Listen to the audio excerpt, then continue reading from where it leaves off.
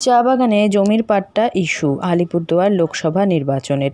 শাসক দলের প্রার্থী যেখানে পাট্টাকে হাতিয়ার করে প্রচার করছে, সেখানেই বিজেপি শিবির বলছেন বাগান শ্রমিকদের ন্যায্য অধিকারের কথা। একটাই কথা বলবো, ল্যান্ড অ্যাকুইজিশন অ্যামেন্ডমেন্ট পাস করে রাজ্য সরকার জমির পাট্টা দিতেছে, ওরা অ্যাকসেপ্ট করে নিল পাট্টা দিতেছে, এটা তো ভালো কথা। অলরেডি প্রত্যেকটা বাগানে সার্ভে হয়ে গেছে এবং টিম কিন্তু কাজ করতেছে। এই পাট্টা দেওয়ার পরে কৃষক বন্ধু প্রকল্পতে ট্যাগ করবে গভর্নমেন্ট এবং ওদের 4 বছরে 4,000 টাকা করে এবং অ্যাক্সিডেন্টাল বেনিফিট 2 লাখ করে পাবে। তার সহ ওদেরকে কই কোম্পানি বা কই ম্যানেজমেন্ট একটা রুম বানানোর জন্য যে চার্জশিট নোটিশ খাইতেছিল চা বাগানের ওয়ার্কাররা, এটা খাইতে পারবে না। কেন? জমি রিজিউম করতেছে গভর্নমেন্ট এবং জমি গভর্নমেন্ট নিতে পারে এবং যে রেসিডেন্টাল এরিয়া আছে এই রেসিডেন্টাল এরিয়া নিয়ে শ্রমিকদেরকে দিতেছে। তার জন্য রাজ্য সরকারের তরফে দেওয়া জমির পাট্টাকে হাতিয়ার করে প্রচার করছে তৃণমূল। অন্যদিকে তৃণমূলের এই প্রচারের বিরুদ্ধে পাল্টা প্রচার বিজেপির লোকসভার প্রার্থীরও। চা বলয়ের ভোট তৃণমূল ও বিজেপি দু দলেরই অন্যতম প্রধান লক্ষ্য। আলিপুরদুয়ার লোকসভায় রয়েছে 100টির ওপরে চা বাগান, ভোটার রয়েছে 7 লক্ষ। এই 7 লক্ষ ভোটারই শুধুমাত্র চা বাগানের, যেখানে চা বলয়ে গত লোকসভা ও বিধানসভার জয়ে ধারা বজায় রাখছে বিজেপি শিবির।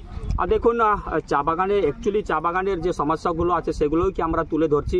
যেরকম বন্ধ চা বাগান খুলতে হবে, ন্যূনতম মজুরি দিতে হবে, আমাদের যে বয়স সীমা আছে সেটাকে অবসরের যে বয়স সীমা আছে সেটাকে বাড়িয়ে 58 থেকে 60 করতে হবে এবং যে বর্তমান সরকার আমাদেরকে ভুল বুঝিয়ে বিভ্রান্ত করে যে জমির পাট্টা দিয়েছে সেই জমির পাট্টাটাকে আমরা মানতে পারছি না।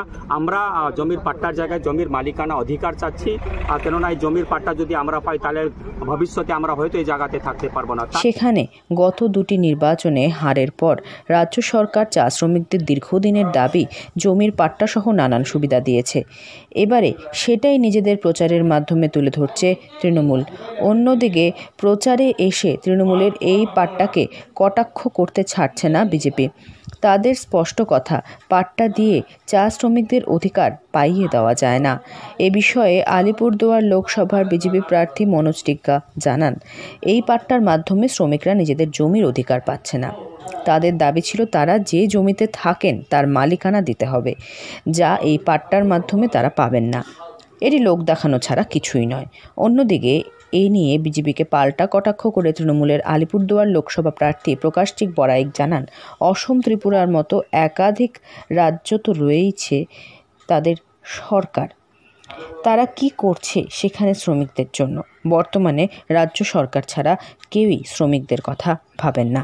আলিপুরদুয়ার থেকে অনন্যাদের রিপোর্ট, লোকাল 18 বাংলা।